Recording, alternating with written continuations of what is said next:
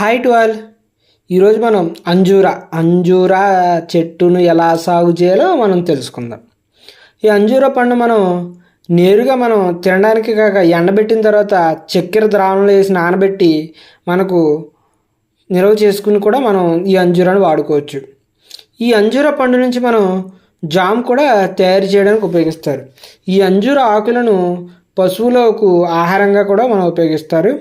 అయితే ఈ అంజూర ఆకులు కాండం నుంచి వచ్చేటటువంటి పాల వంటి పదార్థాన్ని మనం ఎండబెట్టి పొడి చేసి పాలను గట్టిపరచడానికి లేదా బేకరీలో చీజ్ తయారు చేయడానికి చాలా రకాల మందుల్లో కూడా ఈ అంజూరాను ఉపయోగిస్తారు.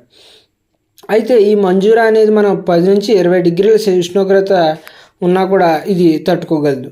నాణ్యమైన పండు కొరకు మనకు పొడి వాతావరణం కొద్దిగా ఉండి కొద్దిగా వర్షపాతం కలిగేటటువంటి ప్రాంతాల్లో అయితే దీన్ని సాగు చేయడం మంచిది.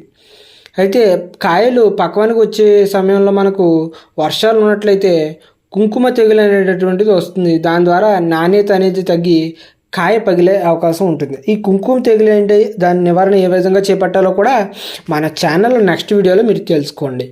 అయితే దీనికి మనం చూసుకున్నట్లయితే తేలికపాటి ఇసుక నేలలో, బరువైన బంక నేలలో, అన్ని నేలల్లో కూడా ఈ అంజూరా పండ్లను మనం సాగు చేసుకోవచ్చు. అయితే బాగా లోతైన మురుగునీటి సౌకర్యం మాత్రం ఖచ్చితంగా ఉండాలి. అయితే ఒక రకంగా చెప్పాలంటే దీని ఉన్న అడ్వాంటేజ్ ఏంటంటే ఆమ్ల భూములు కూడా మనం సాగు చేయవచ్చు. కొద్దిగా చౌడు భూమిలో కూడా ఇది పెరుగుతుంది. అంతర్జాతీయ మార్కెట్లో దీనికి మంచి గిరాకీ ఉన్న పంట అండి. అయితే ఇందులో మనం చూసుకున్నట్లయితే బ్రౌన్ టర్కీ అని, మార్సిలిన్ అని, అడ్రియాటిక్ జెనోవా అని చాలా రకాలు ఉన్నాయి. అయితే మహారాష్ట్రలో పూనా అనే రకం ఈ మన సౌత్ ఇండియాలో అంతటా కూడా బాగా పేరు వచ్చింది. దాన్ని ఎక్కువగా సాగు చేస్తున్నారు.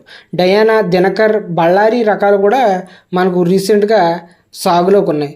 అయితే ఏంటంటే పూనా అనే రకం మనం చూసుకున్నట్లయితే పూనా అనే రకం కాయలు మనకు గంట ఆకారంలో ఉండి మధ్యస్థంగా ఉండి బరువు మనకు 42 గ్రాముల వరకు కూడా కాయ ఉంటుంది. అయితే పలచని చోలుతో లేత ఉదారంగు గుజ్జు ఎర్రగా ఉండి మంచి సువాసన అనేటటువంటిది ఈ పూనా అనేటటువంటి రకంలో మనం చూస్తాం. అయితే మనకు అంజీరాను మనం కత్తిరింపుల ద్వారా అంటే కటింగ్స్ ద్వారానే దీన్ని మనం ఒక మొక్కల వృద్ధి అనేటటువంటిది జరుగుతుంది. బాగా ముదిరిన 2-3 సంవత్సరాల వయసు కలిగిన కొమ్మలను ఎంచుకొని అందులో 2 సెంటీమీటర్ల మందలు 20 నుంచి 30 సెంటీమీటర్ల పొడవున్నటువంటి కొమ్మలను కత్తిరించి 24 గంటలు మనం నారుమల్లో నాటుకోవాలి. అంటే 24 గంటల లోపు కట్ చేసుకున్న తర్వాత.